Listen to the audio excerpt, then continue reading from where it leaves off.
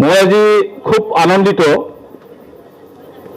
কাৰণ ইয়াত আহি মই গম পালোঁ এই তিনিঠেঙীয়া স্থানতে সৰু অসম সোণোৱাল কছাৰী ছাত্ৰ সন্থাৰ 1968 চনত ইয়াত জন্ম দিয়া হৈছিল। সোণোৱাল কছাৰী ছাত্ৰ সন্থাৰ ইয়াতে না অধিৱেশন ইয়াত অনুষ্ঠিত হৈছিলে। আজি এই অধিৱেশনৰ আহি মই খুব আনন্দিত হৈছোঁ, আৰু মই এই অধিৱেশনত শলাগিব লাগিব ইমান প্ৰাক্তন সভাপতিসকলক পাই পেলাই। আচলতে যিবিলাক জ্যেষ্ঠ তেওঁলোকৰ আমাৰ প্ৰেৰণা, তেওঁলোকৰ পৰা আমাৰ শিকিব লগা বহুত থাকে। গতিকে মই তেওঁলোকলৈ সশ্ৰদ্ধ প্ৰণাম জনাইছোঁ, আৰু মই এই চেগতে মই নাম ল'ব লাগিব সদৌ অসম সোণোৱাল কছাৰী ছাত্ৰ সন্থাৰ প্ৰতিষ্ঠাপক সভাপতি গুণাৰাম ঢেকিয়াল ডাঙৰীয়ালৈ মই সেৱা জনাইছোঁ, আৰু প্ৰতিষ্ঠাপক সাধাৰণ সম্পাদক সৌভ বৰুৱা ডাঙৰীয়ালৈও মই সেৱা জনাইছোঁ এই মঞ্চৰ পৰা। সোণোৱাল কছাৰীসকল এক সংস্কৃতিৱান জাতি, আমি চবেই জানো তাৰমানে। আৰু অকল পূৰ্ব অসমতে নহয়, অসমৰ বাহিৰেও অৰুণাচল প্ৰদেশ, নাগালেণ্ড বা বিভিন্ন ঠাইত সোণোৱালসকলক পোৱা যায়। তৃতীয় বৃহত্তৰ জনগোষ্ঠী বুলি কোৱা হয় সোণোৱালসকলক। অসমৰ জনসংখ্যাবিলাকৰ ভিতৰত তৃতীয় বৃহত্তম জনগোষ্ঠী সোণোৱালসকল। এই সোণোৱালসকল যিহেতু সংস্কৃতিৱান জাতি, বা সংস্কৃতি হ'ল মূলতঃ মানুহৰ জীৱন ধাৰণাৰ সুশৃংখলিত আদৰ্শময় জীৱন প্ৰক্ৰিয়া। কিন্তু ৰাজনীতিয়ে ভাগ ভাগ কৰা জাতিটোক সদায় এই সংস্কৃতি একগোট কৰে। কিন্তু এই সংস্কৃতি কোনে ধৰি ৰাখে? সংগঠনবিলাকে ধৰি ৰাখে। গতিকে সদৌ অসম সোণোৱাল কছাৰী ছাত্ৰ সন্থাই জন্মলগ্নৰে পৰা যিটো সোণোৱাল কছাৰী জাতি উত্তৰণৰ কাৰণে যিটো কাম কৰি আহিছে, সেইটো শলাগিব লাগিব। আৰু আমি ক'ব লাগিব, যেতিয়া নেকি অসমত প্ৰথম জাতীয়তাবাদ গঠন হৈছিলে, অসমীয়া জাতীয়তাবাদ, তাৰ লগে লগে আমাৰ যিমান জনজাতিসকল আছিলে, এই জনজাতিসকলৰো জাতীয়তাবাদটো আৰম্ভ হৈছিলে, প্ৰায় সমসাময়িক বুলি আমি ক'ব লাগিব। কিন্তু সোণোৱালসকলেও দীৰ্ঘদিন ধৰি এই জাতিটোক প্ৰতিষ্ঠা কৰিবৰ কাৰণে বিভিন্ন সংগ্ৰাম কৰি আহিছে এই সোণোৱাল কছাৰী ছাত্ৰ সন্থাই। তাৰ কাৰণে মই সোণোৱাল কছাৰী ছাত্ৰ সন্থাৰ প্ৰথমতে দীৰ্ঘায়ু কামনা কৰিছোঁ। এতিয়া সোণোৱাল কছাৰী ছাত্ৰ সন্থাই জন্মলগ্নৰ পৰাই যিহেতু সংগ্ৰাম কৰি আহিছে, এই সংগ্ৰামৰ জৰিয়তে বা বিভিন্ন যিমান নেকি জাতীয় সংগঠন আছে সোণোৱালসকলৰ, এই জাতীয় সংগঠনসকলৰ লগত দীৰ্ঘদিনীয়া সংগ্ৰাম কৰাৰ পিছত যিহেতু এটা অট'নমাছ কাউন্সিল আজি পাবলৈ সক্ষম হ'ল। অথনি আমাৰ উপৰোক্ত যিটো সভাৰ উদ্বোধক তেখেতে কৈ গৈছে, এইটো নিশ্চয় হয় কথাটো। আৰু আমি ক'ব লাগিব যে সোণোৱাল কছাৰী ছাত্ৰ সন্থাৰ যিটো দীঘলীয়া এটা সংগ্ৰামৰ পৰিপ্ৰেক্ষিতত যে জাতিটোৰ আৰ্থ সামাজিক শৈক্ষিক বিভিন্ন দিশত উন্নয়নৰ কাৰণে এই কাউন্সিলখন অসম চৰকাৰে দিলে। দিয়াৰ পিছত অথনি কথা এটা উনুকিয়ালে আমাৰ উদ্বোধক মহোদয়ে ডাঙৰীয়াই, যে ইমান ডাঙৰ এটা যুৱ মহোৎসৱ পাতিলে তাত সোণোৱাল কছাৰী ছাত্ৰ সন্থাৰ কোনো প্ৰতিনিধিতা আমন্ত্ৰণ জনোৱা নহ'ল। সেইটো খুব দুখজনক কথা। কাৰণ কাউন্সিলবিলাক দিয়াৰ মূলতে হ'ল, যিহেতু কেলৈ কাউন্সিলবিলাক দিয়া হৈছে জনজাতিসকলক, কাউন্সিলবিলাকক দিয়াৰ মূল উদ্দেশ্য হ'ল যে আমাৰ ভাষা, কলা সংস্কৃতি, অৰ্থনৈতিকভাৱে উন্নয়ন বা আমাৰ পৰিচয়সমূহ অক্ষুণ্ণ ৰাখিবৰ কাৰণে আমাৰ অঞ্চলসমূহ যিবিলাক আন্তঃগাঁথনি আছে তাক দ্ৰুতগতিত উন্নয়ন কৰিবৰ কাৰণে এই কাউন্সিলসমূহ গঠন কৰি দিয়া হৈছে। আৰু যাতে আমি ইয়াৰ পৰা যাতে আমাৰ অৰ্থনীতি, জাতীয়ভাৱে আমাৰ অৰ্থনীতি যাতে আমি অক্ষুণ্ণ ৰাখিব পাৰোঁ বা ভেটি কৰিব পাৰোঁ, তাৰ কাৰণে দিয়া হয়। তাৰমানে মই সদায় কওঁ, তাৰমানে যদি জাতীয় অৰ্থনীতি ভেটি কৰিব নোৱাৰে তেতিয়াহ'লে জাতীয়তাবাদ অক্ষুণ্ণ নাথাকে। আমাৰ জাতীয়তাবাদটো অক্ষুণ্ণ যদি ৰাখিব লগা হয় তে আমি অৰ্থনীতি ভেটি গঢ়িবই লাগিব। আজি দেখিছোঁ মই সোণোৱালসকলৰ যিটো অট'নমাছ কাউন্সিল পোৱাৰ আগতেও সোণোৱালসকলৰ মাজত যথেষ্ট যিটো শিক্ষিত হাৰ যথেষ্ট আছিলে আৰু এতিয়াও আছে, আৰু বহুতো মানুহ কৰ্মসংস্থাপিত হৈ আছে। সেইটো আমি শলাগিব লাগিব। শিক্ষাৰ ক্ষেত্ৰত তেওঁলোকে অকণমান হ'লেও অন্যান্য জনগোষ্ঠীতকৈ অলপ হ'লেও আগবঢ়া। তাৰমানে আজি আমাৰ মাজতে আছে যেনিবা প্ৰাক্তন তাৰমানে কিবা যিটো প্ৰশাসনিক বিষয়াসকল আমাৰ লগতে আছে, তাৰ কাৰণে মই তেওঁলোকক ধন্যবাদ জনাইছোঁ। আৰু আমি যিহেতু কছাৰী বুলি ক'লে বহুত ফেডৰ কছাৰী আছে, তাৰমানে বড়ো কছাৰী, সোণোৱাল কছাৰী, ঠেঙাল কছাৰী, ডিমাচা কছাৰী, হাজং কছাৰী, অন্যান্য বহুত কছাৰী আছে। তাৰমানে তো আমাৰ যিবিলাক ভাষাবিলাক বেলেগ বেলেগ হ'লেও, আমি বহু ধৰ্মাৱলম্বী হ'লেও, কিন্তু আমি ক'ব লাগিব ঐতিহাসিকভাৱে আমি কছাৰী জাতি হিচাপে আমি এক। গতিকে কছাৰী জাতি হিচাপে এক হোৱাৰ কাৰণে আমি যিমান আমাৰ কছাৰী মূলৰ মানুহ আছে, সেই কছাৰী মূলৰ মানুহৰ যিবিলাক সমস্যা আছে, অনুভূতি যিবিলাক সমস্যা আছে, সেই সমস্যাসমূহ আমি মিলি পেলাই কেনেকৈ সমাধান কৰিব পাৰোঁ তাৰ কাৰণে আমি একেলগে পদক্ষেপ ল'ব লাগিব। আজি মই সংযুক্ত বড়ো গণমঞ্চৰ সভাপতি হিচাপে মই কৈছোঁ যে অদূৰ ভৱিষ্যতে যদি বিভিন্ন সমস্যা যিবিলাক উমৈহতীয়া সমস্যা আছে আমাৰ মাজত, এই সমস্যাসমূহ সমাধান কৰিবৰ কাৰণে যদি আমাৰ কিবা সহায় সহযোগিতাৰ প্ৰয়োজন হয় আমি নিশ্চয় আগবাঢ়ি আহিম। সেইটো আমি কথা দিছোঁ। যিহেতু আমি এটা নতুন সংগঠন ক'ব গ'লে সংযুক্ত বড়ো গণমঞ্চ, ইউনাইটেড বড়ো পিপুলছ অৰ্গেনাইজেশ্যন, যিহেতু আমি কেনেকৈ গঠন হ'ল মইতো অলপ থুলমূলকৈ ক'ম। তাৰমানে দীঘলীয়া এটা আন্দোলন হ'ল। আমি কওঁ সদায় বড়োফা উপেন্দ্ৰনাথ ব্ৰহ্ম বুলি কওঁ, বড়োৰ যিটো পিতৃ বুলি কোৱা হয়। তেওঁ হ'ল বড়ো জাতীয় ৰাজনীতিৰ এটা উত্তৰণৰ বাটকটীয়া। তেওঁৰ নেতৃত্বত সংকোচৰ পৰা শদিয়ালৈকে সুকীয়া এটা ৰাজ্য বিচৰা হৈছিলে জনজাতিসকলক লৈ পেলাই। আৰু দক্ষিণ পাৰত থকা যিবিলাক জনজাতি অধিকৃত অঞ্চল, সেই অঞ্চলসমূহ নীলাচল অট'নমাছ কাউন্সিল বুলি সেই সময়তে ডিমাণ্ড কৰা হৈছিল। কিন্তু কাৰ্যক্ষেত্ৰত হৈ নুঠিলেও প্ৰথম BAC চুক্তি হ'ল। BAC চুক্তিত তাৰমানে বৰ্তমানৰ যিটো কিবা হ'ল, প্ৰথম চুক্তি হ'ল বড়োবিলাকৰ, সেই চুক্তিৰ আধাৰত সংকোচ নদীৰ পৰা 5 মাইললৈকে এখন তাৰমানে অট'নমাছ কাউন্সিল দিয়া হ'ল ষ্টেট একৰ আণ্ডাৰত। তাত কিন্তু সন্তুষ্ট নহ'ল বড়োসকল। তাৰপিছত BLTৰ নেতৃত্বত সশস্ত্ৰ এটা সংগ্ৰাম কৰা হ'ল।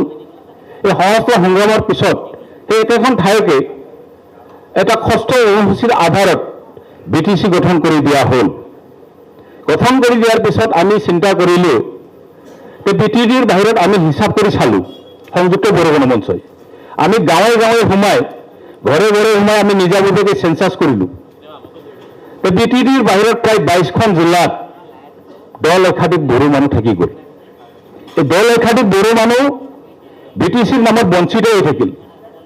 বঞ্চিত হোৱাৰ কাৰণে আমি চিন্তা কৰিলোঁ বিভিন্ন অসমত থকা যিবিলাক জনজাতি আছে, সেই জনজাতিসকলক যিহেতু স্বায়ত্তশাসিত পৰিষদ দিলে অসম চৰকাৰৰ অধীনত, আমাকো এটা কাউন্সিল লাগে বুলি আমি এটা চিন্তা চৰ্চা কৰি পেলাই 2014 চনৰ 18 জুলাই তাৰিখে আমি সংযুক্ত বড়ো গণমঞ্চ, ইউনাইটেড বড়ো পিপুলছ অৰ্গেনাইজেশ্যন গঠন কৰি পেলাই আমি এটা নদফীয়া ডিমাণ্ড লৈ পেলাই আমি এটা সংগ্ৰাম চলালোঁ। এই সংগ্ৰাম আমাৰ 6 বছৰ চলিল।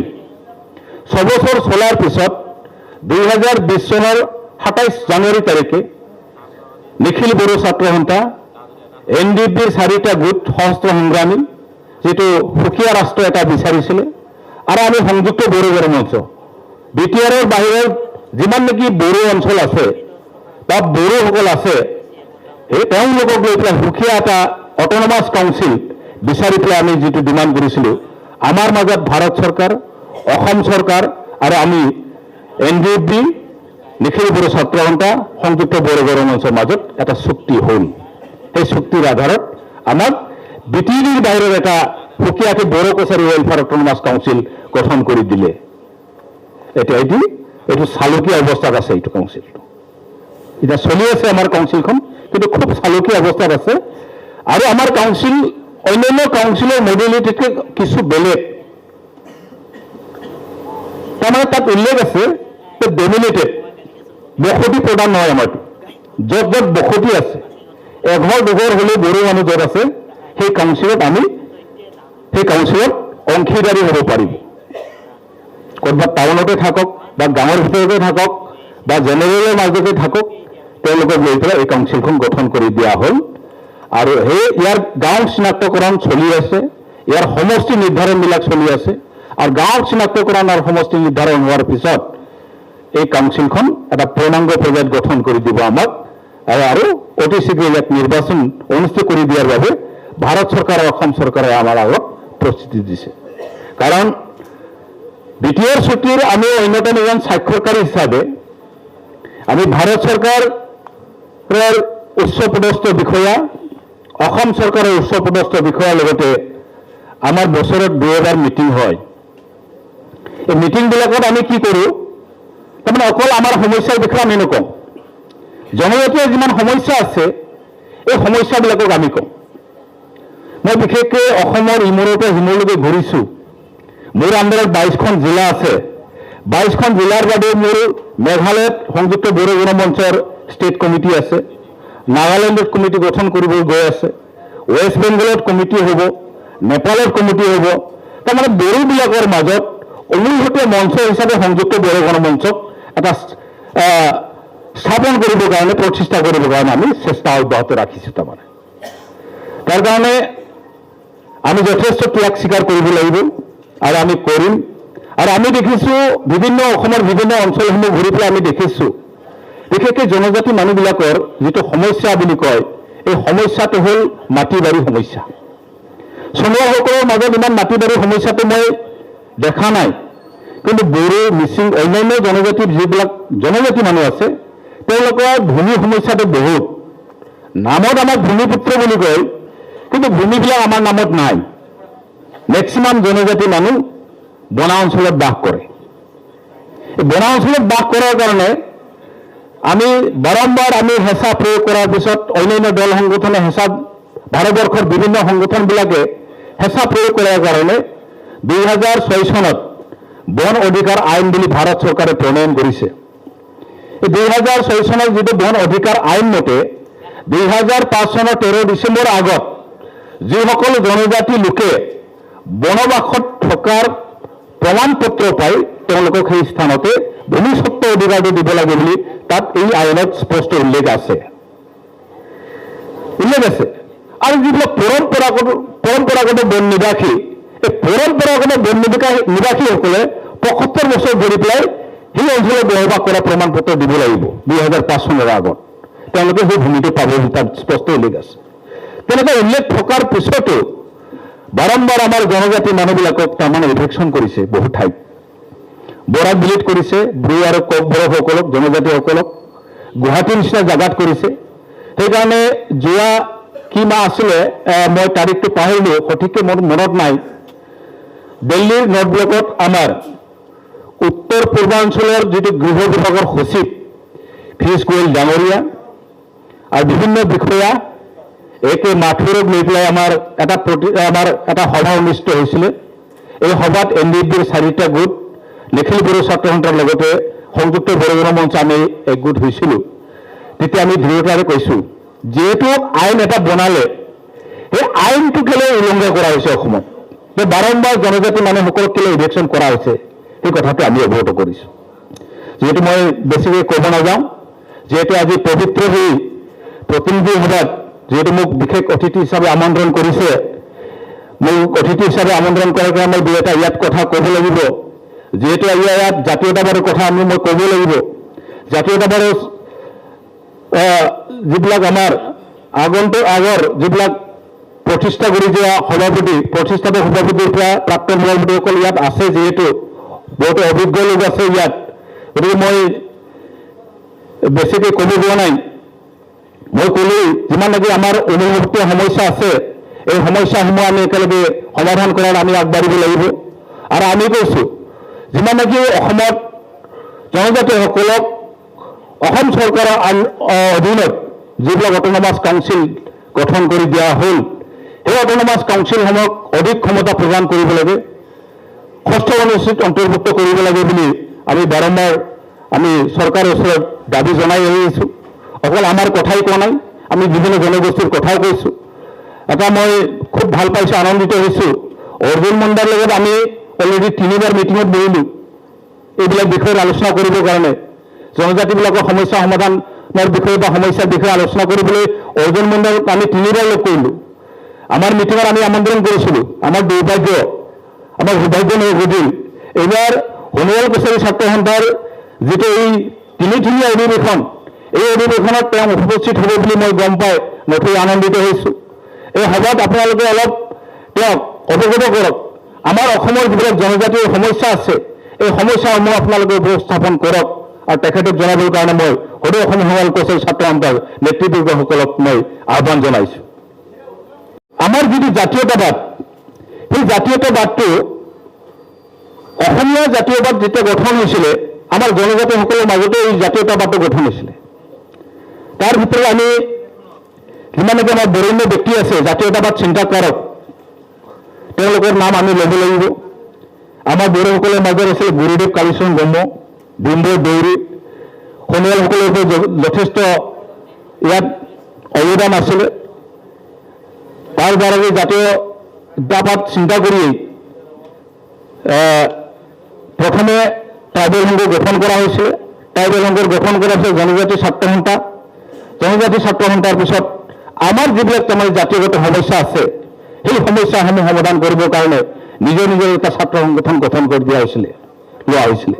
আৰু গঠন কৰাৰ পিছত যত্ন লগাৰ পৰা ছাত্ৰ সংগঠনসকলে স্বগোষ্ঠীয় যিবিলাক সমস্যা আছে, এই সমস্যাসমূহ চৰকাৰৰ ওচৰত অৱগত কৰি পেলাই নিজৰ যিবিলাক সমস্যা আছে সমস্যাসমূহ সমাধান কৰিবলৈ কিছু হ'লে সক্ষম হৈছে বুলি মই ভাবোঁ তাৰমানে।